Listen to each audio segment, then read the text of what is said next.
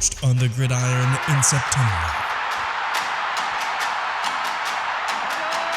Perfected in the magic of March. Again, rebounded by Indiana.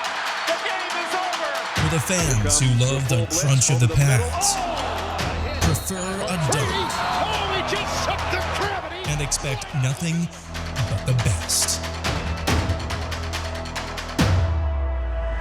It's Bigger Ten. Here's Steve Dace.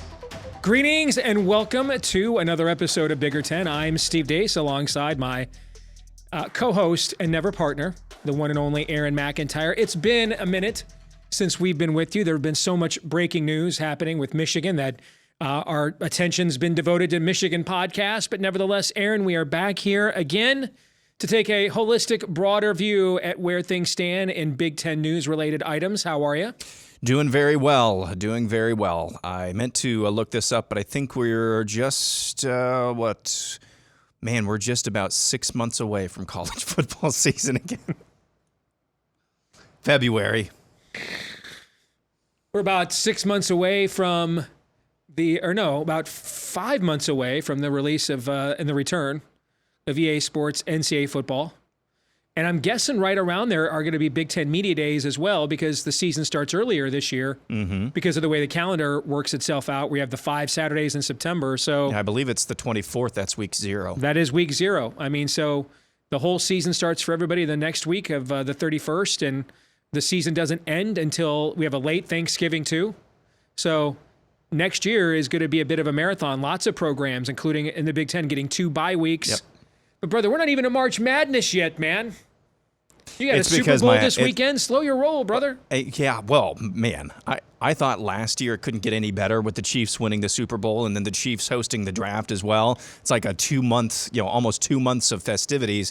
Well, maybe back-to-back Super Bowl titles. That might do the trick as well. But man, I was happy to get into the AFC Championship game, not just win it. But here we are.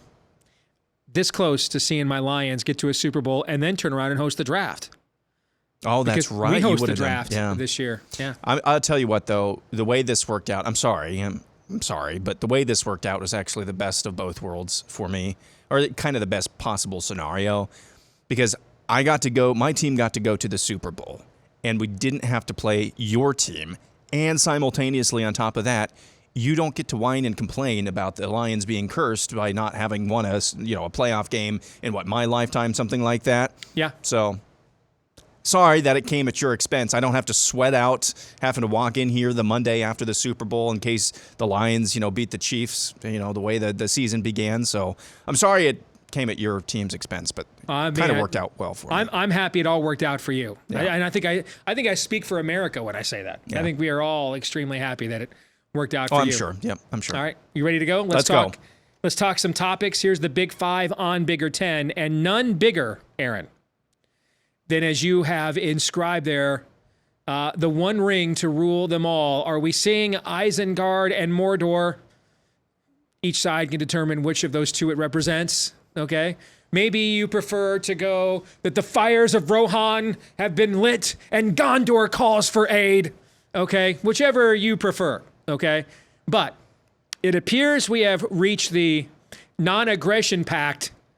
Why are we fighting when we can just split the entire world amongst the two of us phase of the relationship between the Big Ten and the SEC, seemingly out of nowhere? Now, they used a different A word this time. They didn't call it an alliance, okay? But seemingly out of nowhere on Friday, both conferences, this wasn't like a story, a leak, both leagues put out official press releases announcing an advisory group, which consists of only 2 people. All right, the Greg Sankey, the commissioner of the Southeastern Conference, and Tony Petitti, the commissioner of the Big Ten. Last year, there were 21 college football games, I believe, that had more than 4 million viewers. The only 2 that did not include a team that will be playing this fall in either the Big Ten or the SEC were the 2 games involving Deion Sanders in Colorado against TCU and against Colorado State. Now, the Big Ten has the biggest television deal in the sport. The SEC will come close to matching it when its deal comes up here in a couple of years. And then on the heels of this announcement, Aaron, yesterday it was announced that Fox and ESPN, who basically own and run college football now, if we're being honest, they are teaming up to create an all-sports digital platform where you could just buy one subscription, similar to when XM and Sirius joined forces to create Sirius XM, which is the largest radio market in the country. They are joining forces now to create one sports platform to rule them all, which, just saying, certainly makes it much easier in the future if, say, you wanted to join up and sell your media rights as an AFC, NFC-like package, where you'd get a lot more money than you get for selling them separately. And now that Fox and ESPN are kind of going into business together here, this would certainly make it much more possible for that in the not-too-distant future. Both the Big Ten and SEC want to remind us, too, have you noticed? They were adamant in their press releases, remember, we have no agreement on how to proceed with the college football playoff after these last 2 seasons of the contract. So I don't know, brother, but I know. If it looks like a duck and it quacks like a duck, it's a takeover. Your thoughts? Yeah, if it looks like a duck and talks like a duck, what the heck are you doing with a talking duck? But I'm old enough to remember, Steve. Are you old enough to remember this? Well, yeah, you were alive last summer. I'm old enough to remember during SEC Media Days, listening to Rick Neuheisel and Chris Childers, I believe it was, interviewing Greg Sankey on their radio program and asking him, hey, would you ever consider being the commissioner of college football? And Greg Sankey, oh, no, I couldn't do anything. I'm honored you'd ask. I'm honored you'd ask, but that just doesn't sound appealing to me. Good times. That's exactly what this basically would be. Because Tony Petitti, I don't know, maybe he has a relationship with Greg Sankey, probably not. But Greg Sankey has the upper hand here. And that's not to poo-poo his abilities. He has done a tremendous job for his conference. You know, from an SEC selfish perspective, he's done a tremendous job for his conference. And I have no doubt if it ends up being a commissioner type of deal where that's kind of what we're talking about, merging in one way or another, I'm sure he would probably be the top name at the list. But you can see, as you said, the writing on the wall here. What essentially this is going to end up being is basically Big One and little like 5 or 6. Mm-hmm. You might see some group of 5 conferences essentially dropping down to the FCS level. I mean, this has so many trickle-down implications that it's almost impossible to quantify at this point. But yeah, that does seem to be where it's heading. I don't, this contract, I'm not really sure about the merger between Fox and ESPN. They just redid their grant of rights for all of, for these major conferences. So I'm not really sure how they're going to start sharing. I'm not really sure were there any more details on that you read? I just saw that they're planning some sort of sharing merger. I don't know if that's a value added on top of the TV rights deals they already have, something like that, like a one-stop place for all of your sports. That could be interesting. But that definitely, the timing of both of those announcements is not suspect whatsoever.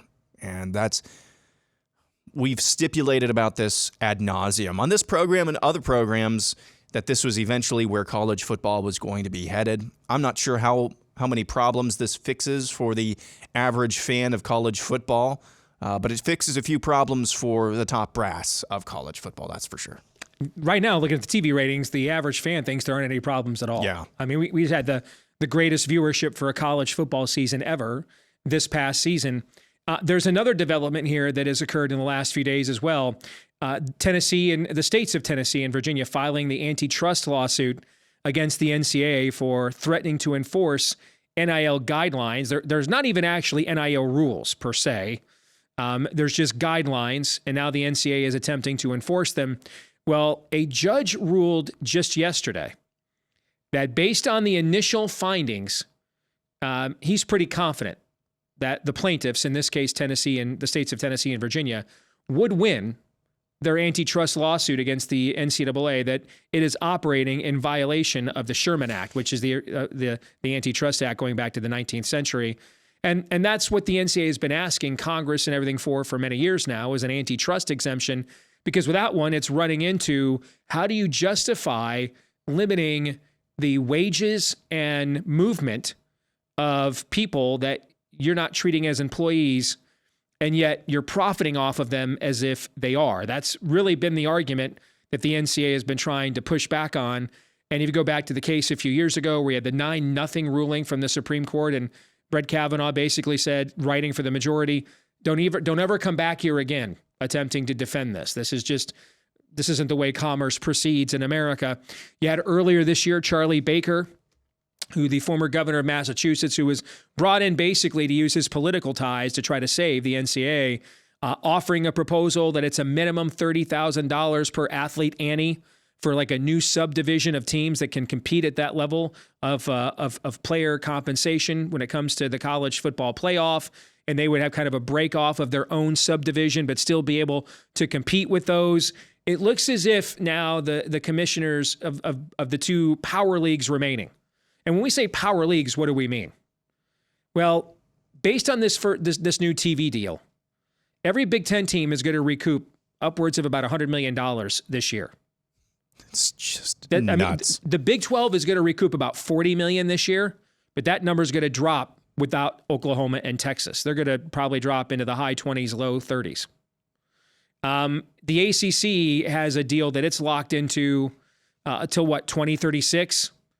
That is nowhere near where the Big Ten is going to be. And of course, in the next year or two, when the SEC negotiates, it'll come pretty close to what the Big Ten has. It won't exceed it because they're kind of negotiating against themselves. The only real bidder will be ESPN.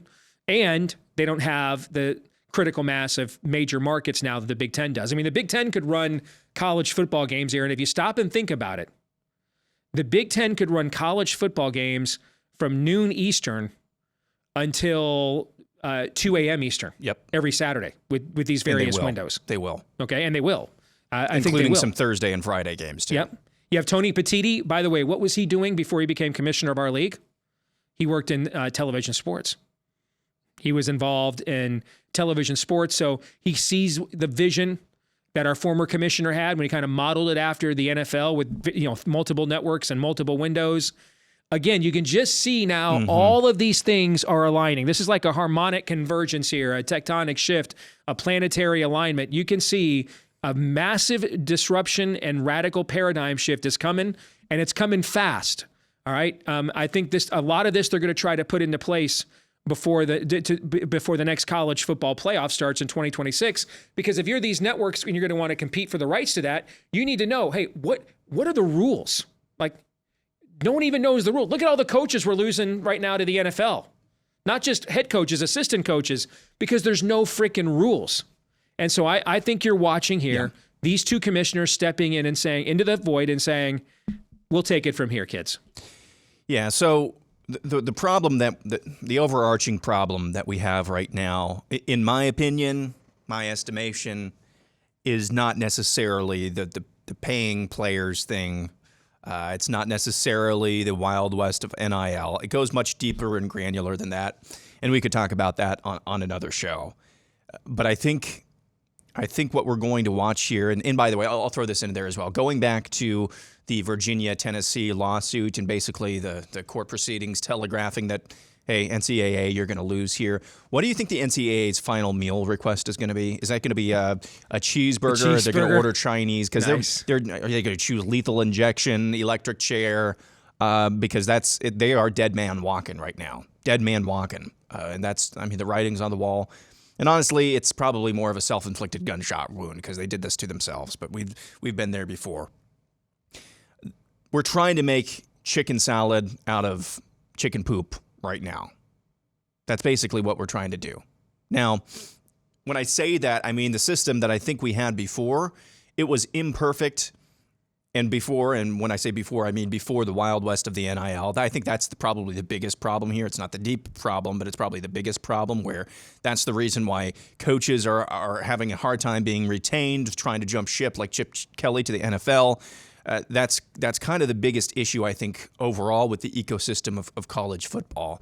So you see this harmonic convergence that you talked about coming to a head here. We're going to end up paying college football players $100 million. Now, the NFL salary cap is $280-something million, I think it is. But college players are not going to get paid anywhere near the amount that NFL players were. And I don't think that necessarily even is up for debate. So even if you used half of, if you're in the Big Ten, $100 million, $50 million as kind of your salary for your players, and that's capped. But along with that, you have to stay at your university for a period of 2 or 3 years, at least, something like that. I think that would maybe not solve, but it would definitely help some of those issues with retaining players, because most universities, and we'll talk about this with Ohio State in a couple of topics, most college football programs, they have to develop talent. And if your top talent is just jumping ship every single season, that's just not going to be sustainable. That's not going to be attractive for new prospective coaches. That's not a tenable situation in the long term. So I think what you're describing here is basically we're going to get pay for play one way or another. Now, how that works, if you're going to have the top tier, you're going to get paid X amount of money if you're the quarterback for a Power 2 school. You're going to get paid a little bit less if you're at a Power 3, a little bit less if you're at a Power 4, something like that. And that has to be worked out. And people are going to lose their minds over what decisions are made over how that works out. But anything at the end of the day to be able to incentivize or even force, whether it's making them employees, players to stick around at schools, I think that's going to help absolve or solve some of those overarching issues. The issues go way deeper than that. I've said this before. It's the backup right tackle at Rutgers thinking he's worth $100,000. I don't know if the backup right tackle at Rutgers thinks that. That's the type of problem that we're dealing with here. So guardrails have to be put in place one way or another. One last thing on this: Shannon Terry, who runs On3 Sports now, and was one of the people that set up the 24/7 Sports Network. So he's very well tuned into the world of recruiting. He tweeted out the other day that just based on what he knows, if he were to project out what he knows is being tossed around to the top recruits right now, and he did a little math, he estimated that roughly $400 million is in total what players in college football are being compensated with right now via NIL as an inducement.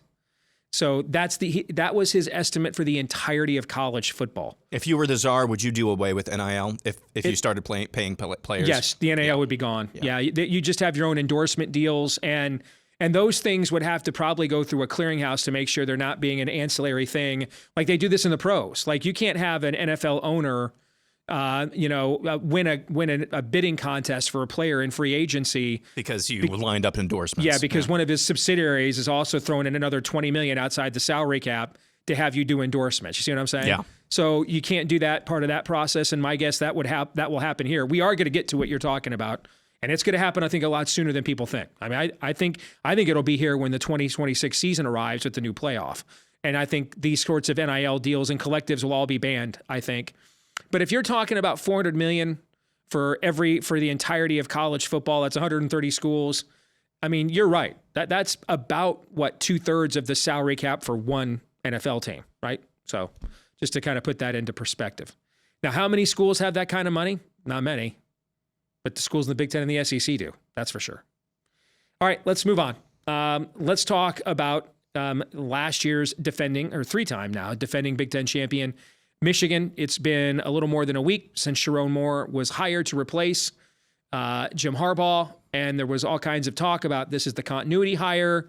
It's been expected that celebrated defensive coordinator Jesse Minter was probably gone even if Jimmy came back. He wants to be in the NFL and almost got a job with the Eagles last year, and now they probably regret not hiring him. But the program right now, the coaching staff, by the time this is done, it might just be Sharon Moore and a couple other guys are the only coaches left. I mean, everybody's leaving to join Jimmy in the NFL. The first rankings of returning production came out from Bill Connolly at ESPN, and the lowest 2 rated teams in the power, I guess we'll call them now the Power 4. Although I liked Andy Staples at On3's new name, the Core 4. Okay, because we don't have a Power 5 anymore. The bottom two teams in returning production were Michigan and Washington, the two finalists from last season. That's unbelievable. Yeah, and they're both way down low, by the way, like in the 120s in returning production. So this is looking more and more like a reboot than maybe we thought when he was first brought in.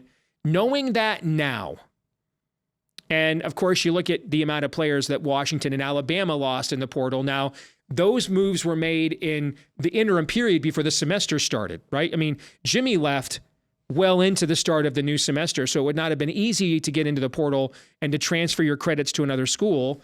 But still, knowing what you know now, if you were Michigan, and if you knew going in that this much upheaval was going to happen if you hired a 37-year-old coach with no experience, should they have gone out, Aaron, in your opinion, and done a more national search given what we know now, or did they still make the right move?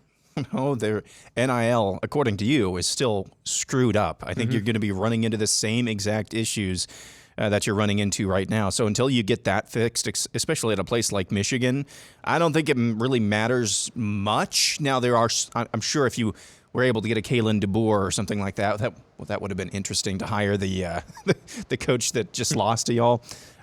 If you were able to hire one of the top names, maybe, but you're still long-term or short-term, depending on how long NIL actually sticks around, you're still going to face some headwinds in recruiting and retaining staff. And how do you like my little moniker, Atrishigan, there? I liked it. Yeah. Thought it was clever. Yeah. So I think no matter who you hired, this was going to be, you were going to run into this. And you talked about this on Michigan Podcast, that Sharon Moore is such a beloved figure, and he's been around that program for so long, kind of the heart and soul of that program.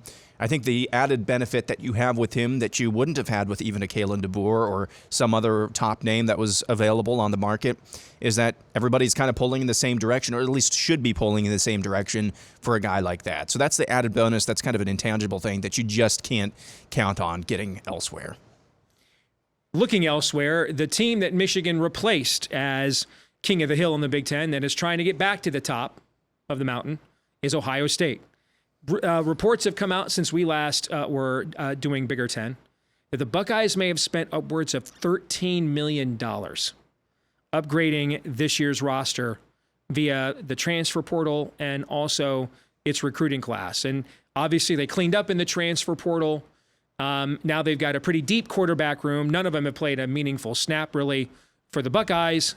Devin Brown did for like a quarter and then got hurt in the bowl game. But this is a lot of people now are saying that the Buckeyes, because of the moves they have made, they're the favorites heading into next season in college football. Are you buying the $13 million number? What do you think? Sure, why not? I mean, these guys aren't coming there for free. Judkins, I mean, he's a tremendous back. He didn't go there for free. Who's the quarterback that they got? Will Howard from Kansas State. Yeah, he's not going there for free. So sure, I'll buy that. I'll buy that number. My problem here is oftentimes when you have an entity that is perceived as very powerful and is opposed to another entity, you see movements that entity makes either in one of two ways. They're flexing because they are powerful, or they're flexing because they're panicking if their power is threatened. Ohio State had been at the top of the Big Ten for the better part of the last decade, as you pointed out, before the last 3 seasons being dethroned by Michigan. I think all of these moves in the offseason, you've got some shiny new toys on offense. What's your head coach? Your head coach is supposed to be an offensive guru, and you went and brought in, what was it? Was it Bill O'Brien? Did they hire? Who did they hire? Bill O'Brien, who as now looks like he may leave coordinator? to be the Boston College coach, yeah. Oh, that's crazy. I don't really know what their strategy is. I think this might be a panicky offseason. Now, you panicked into a great quarterback and an even better running back, and you've got a good defense, so that counts for something. But I don't know. You would think if they were cool, calm, and collected, Ryan Day would just double down on what he's good at, which is offense. And I don't know, man. Do you think they're panicking over there? What I think, is it panicking, or is it, hey man, we're sick of losing to these guys? Here's what I think is the most fascinating thing is if you look at, they brought all these defensive guys back, and they've been really good on defense the last couple of years, especially last year under Jim Knowles. What I think is really fascinating is I don't think Will Howard's that much of an upgrade over Kyle McCord, just a different kind of quarterback. Okay, I mean, their statistics aren't that much different. He's just a more mobile quarterback, and McCord's more of a pocket passer. I think they went from a Jag plus to a Jag plus. But look at the formula they're pursuing here. All right, tell me if this sounds familiar. An experienced mobile quarterback who is multifaceted but will play within the confines of the offense as an athletic game manager. 2 dynamic running backs, Travion Henderson, Quinshawn Judkins. Does that sound familiar at all? A team Michigan. Yeah. And here's what I think is also fascinating. If you look at the other quarterbacks they signed, like Julian Sayin, they brought in from Alabama. These guys are your traditional. They're not changing their offense long term. These guys are your Ryan Day kind of quarterback signees. These guys came to Ohio State because they're going to sling the pill and throw 40 touchdowns in a season. The only quarterback in that room that fits the MO of how they're trying to play this year is Will Howard. You see what I'm saying? I mean, yeah. It does seem as if they're just like, hey, maybe one of these you can't beat the man you want to, then just be the man. Yeah, exactly. It seems like they are absolutely emulating what Michigan has done to beat them the last few seasons, but only really doing it for one season because the other quarterbacks they've signed are more in the mode of who they had been signing. That's what I think is kind of fascinating about it. Yeah. So I think it is indeed fascinating. These are not. It looks like they're not trying to pursue the high-flying Buckeyes that we've seen for the better part of the last decade. It does sound like they're trying to emulate Michigan a little bit. I just don't know. Not that this necessarily matters to the team itself, and certainly not the coaches. I'm not sure if Buckeye fans they're pursuing a boring version of football, a boring brand of football. That's what we're saying here. Michigan by what Ohio State fans are used to. Correct. Yes. Correct. Yeah. Michigan might be the most unremarkable, least flashy, most dominant national champion we've seen, at least in my lifetime, at least in the last 10 years. And I mean that as a compliment. Yeah. But I don't know if Buckeye fans will necessarily like that change. I guess if they go at 12-0, beat Michigan, and do well in the college football playoff, that might be the best version of football that they've ever seen. So, all right, let's talk some hoops. We've got 3 weeks to go here in the Big Ten. 4 weeks to go here in the Big Ten race.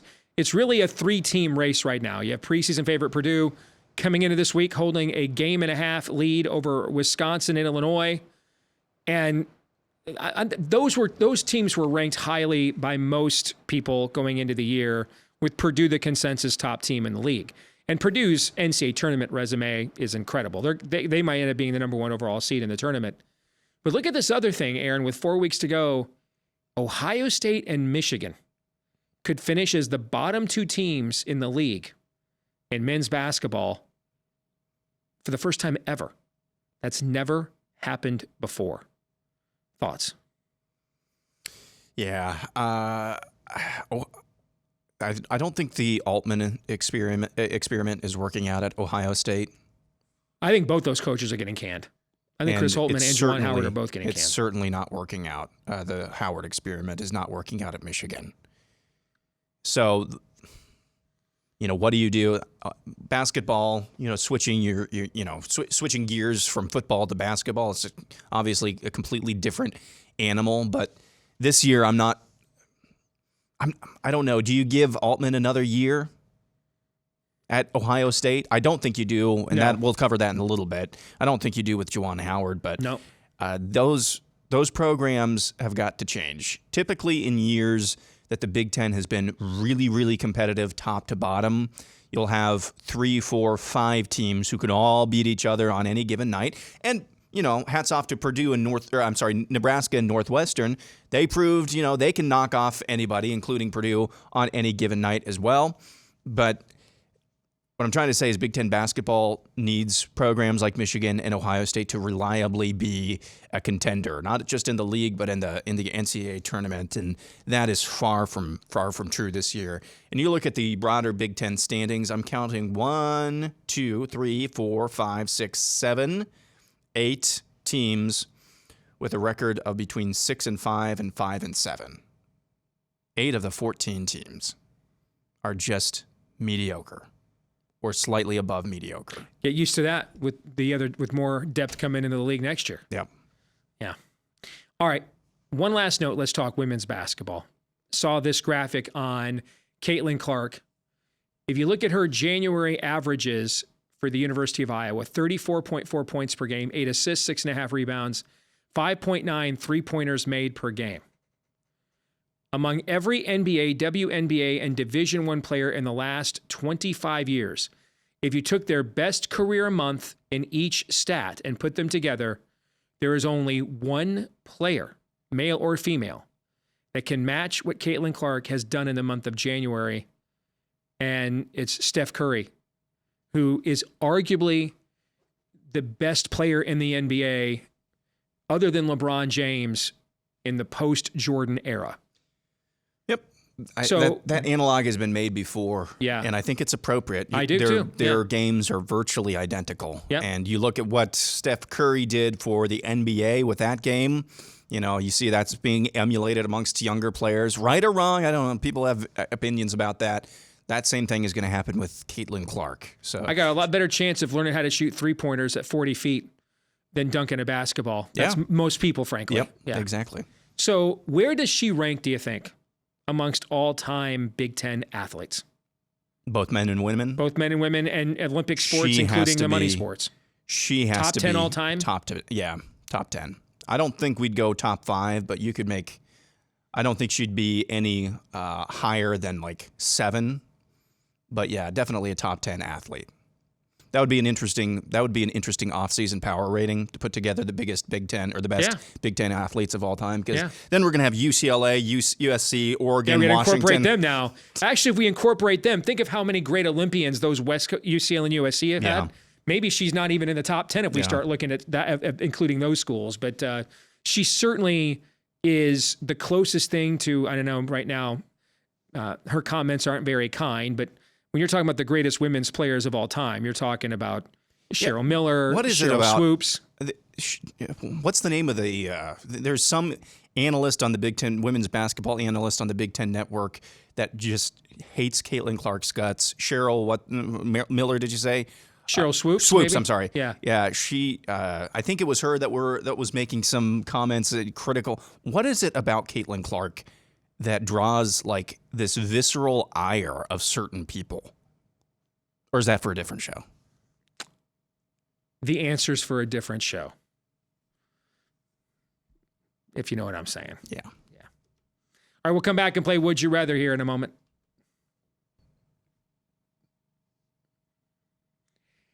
All right, Aaron, it's been a while. Let's play some Would You Rather here on Bigger 10. I will start with you. Would you rather fire Juwan Howard or try to call this a mulligan year with his health issues like Michigan did for Jim Harbaugh with COVID and hope you can incentivize a similar turnaround? Fire Juwan even before this health issue. And I know that's difficult to do after he had this health scare. But even before this, he has displayed the demeanor of a man who is not always capable, or at least not consistently capable, of leading young men, coaching young men. For that alone, I think he deserves to be fired. Plus, you are in a bigger hole. You are in the big. What more could you learn about him? He's been there for 4 seasons. Mm-hmm. I think you've got a pretty good sample size, and the sample size is, well, it's like a petri dish, and petri dishes are stinky and disgusting, and I just don't think he has what it takes to turn your basketball program around. So I know that I know that sucks. One of the beloved figures in Michigan basketball history. Truly inspirational story. Yeah, no But kidding. He can't coach a basketball team. He can't construct a roster. Can't retain players. He has a Scott Frost-like record in close games. Straight up. In games decided by 4 points or less, he has a Scott Frost-like record. Here's the thing I would have told you a week or so ago. that I just couldn't see him getting fired. But, Michigan has some of its faults with some of its attachments to idealism, But in this case, this isn't one of them. You cannot do at Michigan, you cannot do to your players what he did last week. Michigan just won't tolerate the throwing of the players under the bus, calling them out on a public level. Think of the last time you've ever seen a Michigan coach in any sport do something like that. Right. Because it's just kind of verboten. We don't do that. These are student athletes. We don't pay them, and we don't throw them under the bus either. And he did that pretty vociferously last week. And that kind of told me this is kind of coming to an end. Yeah. All right, this is for you. Would you rather Iowa have hired Paul Chryst at offensive coordinator or who they ended up hiring, Tim Lester? I'd have hired Paul Chryst without question. Here's why. What Iowa's offense needs more than anything is legitimacy. And that's a fascinating statement. And it's just not it's probably the most illegitimate unit in college football. I can't recall a time I've seen a unit. I've seen teams ridiculed worse for sucking, but I've never seen a unit on a quality program be as consistently and nationally ridiculed and mocked the way that Iowa's offense has been. And at least if you bring in a Paul Chryst, first of all, you're bringing in somebody that, as you have a coach who knows how much longer he's going to go, you're bringing in someone who could internally take that job and has been extremely successful in our league in the not too distant past. But also there's at least some thought, because Paul Chryst is not going to come here and take Kirk Ferentz's marching orders. Correct. Tim Lester will. Yeah. This unit needs legitimacy. I think it needs legitimacy with its own players. I think it needs legitimacy with recruits. And then I'd say it needs legitimacy with your fans. And then it should be on the list. It should be last on the list, but it does matter in this era of podcast and social media and year-round coverage. It needs legitimacy with the media. And I just don't think hiring a guy who got canned because his last year at Western Michigan, they were like 130th in the nation in offense or something, and you're bringing him in, everybody knows he has no clout at all. None. And so the pressure is not alleviated, if you know what I'm trying to say. Mm-hmm.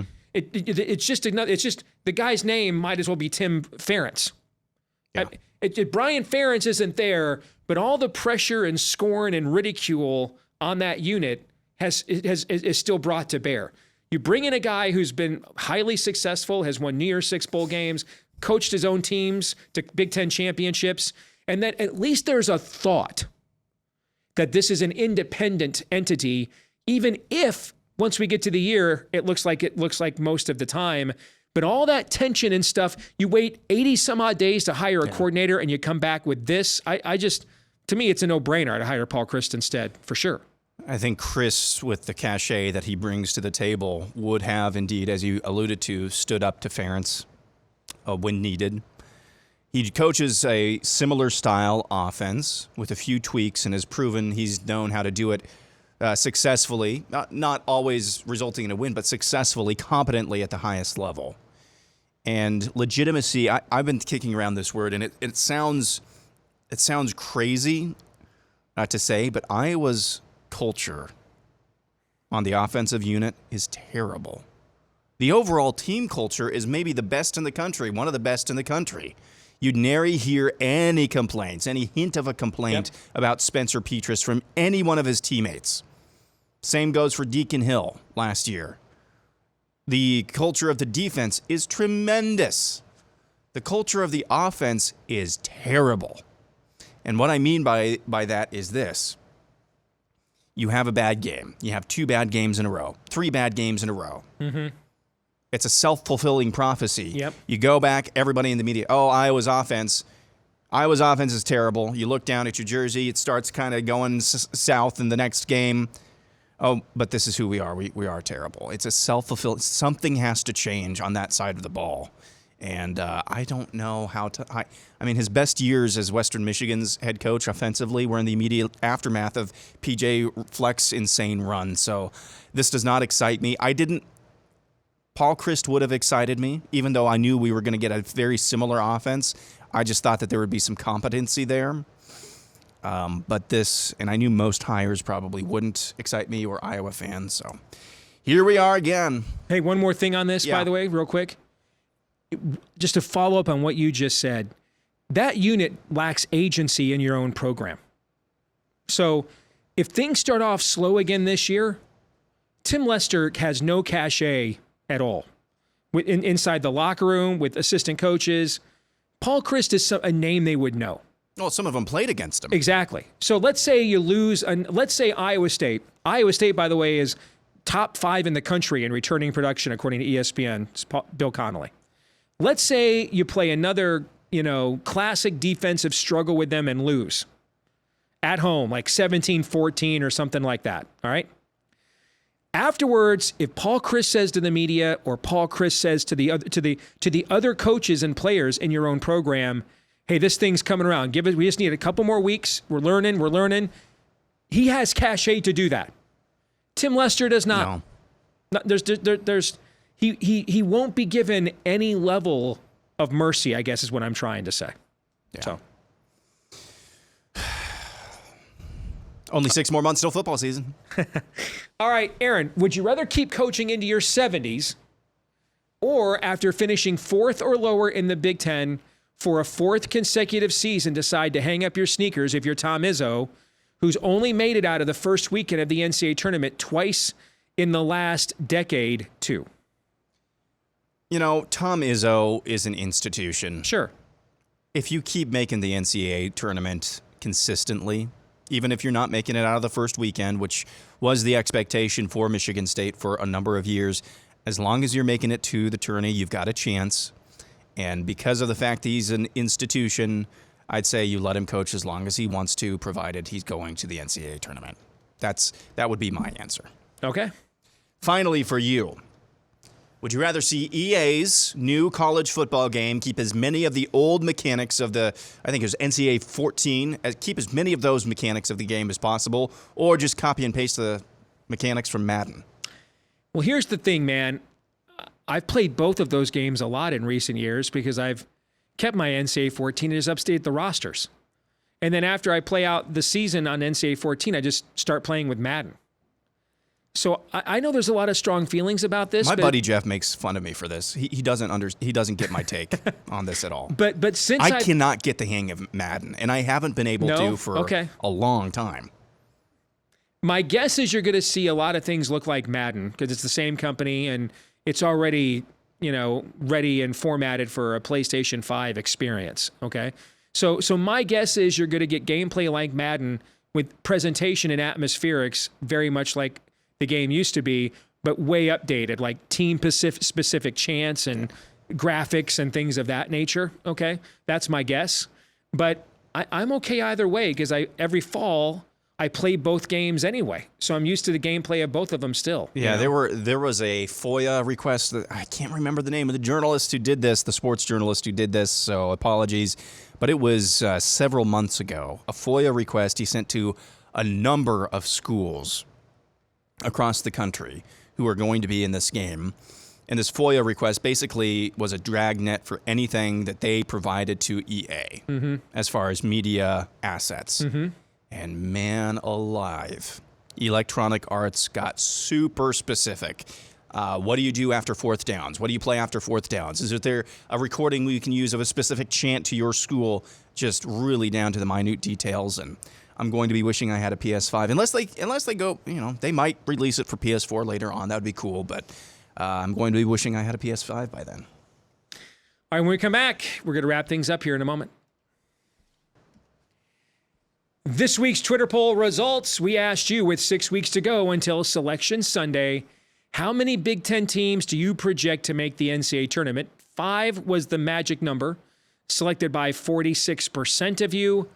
26% said 4, 6% said 19, 9% said 3. So if you look at the net rankings heading into this week, Aaron, Purdue, Illinois, Wisconsin, Michigan State would be locks. They'd all have top 30 nets.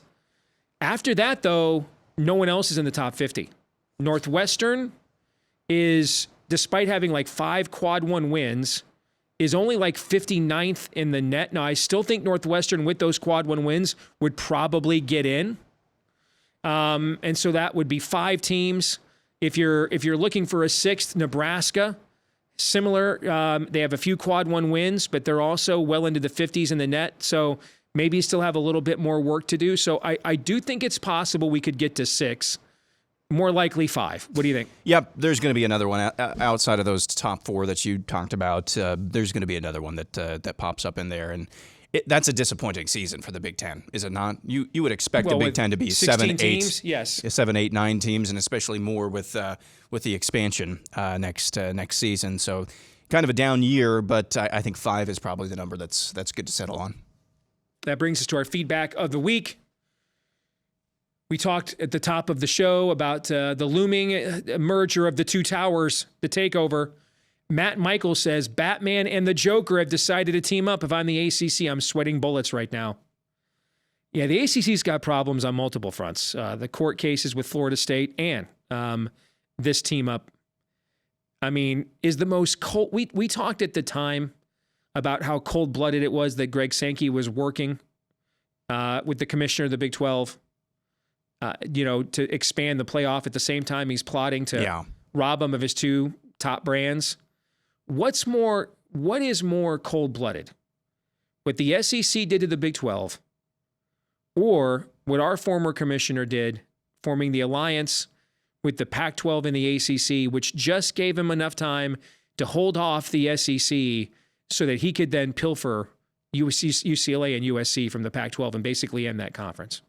It's the latter. Just sheer number of teams, brands that you're stealing away. I think it's the latter. I thought at the time we'd never see anything more like what Greg Sankey did, but we were wrong. I was wrong. Pretty ruthless. And maybe cunning, vicious, malicious, malfeasant, but here we are.